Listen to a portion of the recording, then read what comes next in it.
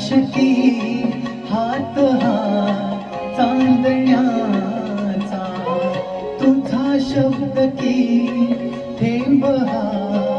अमृताचा, तुझा स्पर्श की हात हा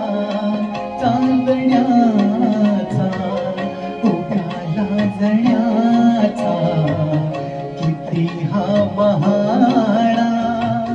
शब्द